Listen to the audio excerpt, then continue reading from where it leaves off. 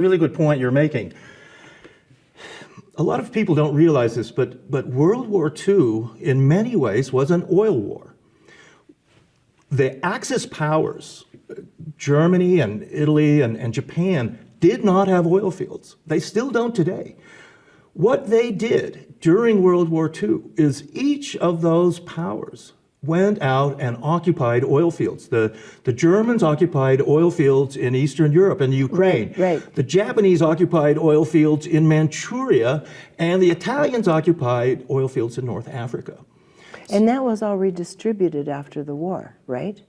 Well, in a sense, Between Britain, the U.S., and Europe. Right, and other countries were allowed to be independent. Right. Manchuria is part of China. Sorry, go ahead. Yeah. So what was going on as part of World War II was that these Axis powers lacked oil, like as the Allies did. And in fact, at the Battle of the Bulge, that ended because the Germans ran out of gas and the tanks just stopped working. That was the end of the Battle of the Bulge. They ran out of gas.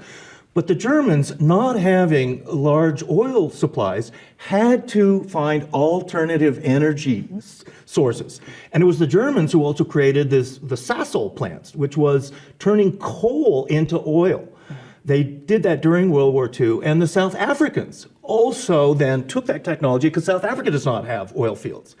So they used the Sasol plants of Germany. Brazil is another major country that doesn't have large oil fields. Okay, so you have these industrial countries, Japan would be one, and Germany, but they don't really have oil fields. So it was during World War II, particularly, that the Germans were looking for other types of energy.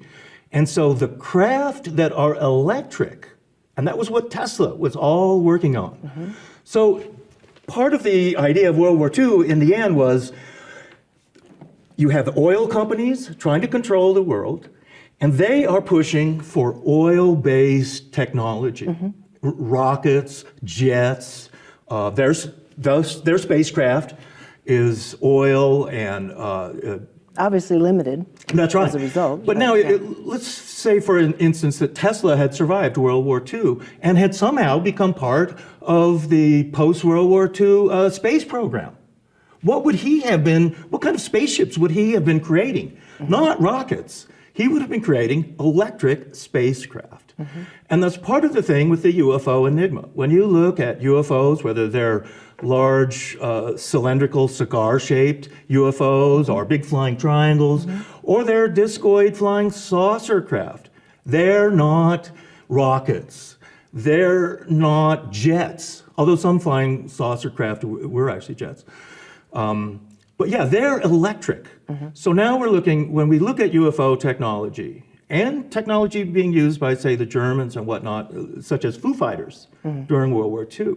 These things are electric, they're anti-gravity, they're different kind of technology than we're used to. And in a sense, with Tesla and the military and the oil companies,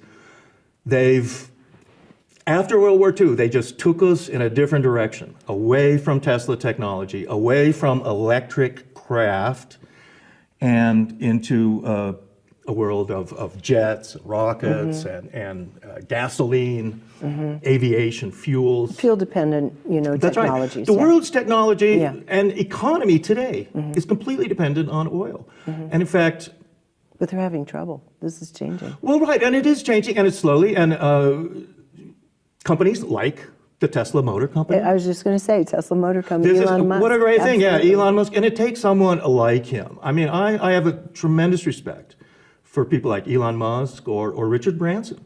Yeah. People who have money and the desire to create and fund new technologies. Look at the Tesla car company today. It's the second most valuable car company They just in the introduced a $36,000 base model for this coming year of the Tesla. I mean, now it's bringing it down into a range that the average family could even look at. That's right. That's the holy grail. Who was going to be the first to do that? And then his whole technology was the battery plant he has, I think, in Las Vegas. I mean, I don't know where he came from or who he is, but he is changing the dynamics in the world of fossil fuels. Oh, Hugely. The markets, some people say, I was just reading another article, those markets may not come back. The more the electric technology starts seeping into a mainstream level, how could it ever recover? People often don't understand exactly how electricity is made and the power. I was at a conference in Amsterdam some years ago, and one of the speakers was a peak oil person who was saying that we're running out of oil, we need oil. And during his lecture, he singled me out in the audience and he said, and how is electricity made? And then he went on to say, it's made by oil, and that we need generators, and I was just shaking my head. I couldn't believe he was saying that, because oil has nothing to do with creating electricity. Alternating current is created by rotating magnetic fields. That's the genius of alternating current. And the only oil you need is to lubricate axles and moving parts of things. People don't understand, too, that nuclear power plants are just boiling water to turn the turbines. Exactly. I mean, that's all they do. It's all primitive. Yeah, nuclear technology is very primitive. It's a giant nuclear campfire, boiling water in a giant power plant, okay? So understanding exactly how electricity works and where oil comes in, yes, we are transitioning, fortunately, out of this oil economy. It will still take decades.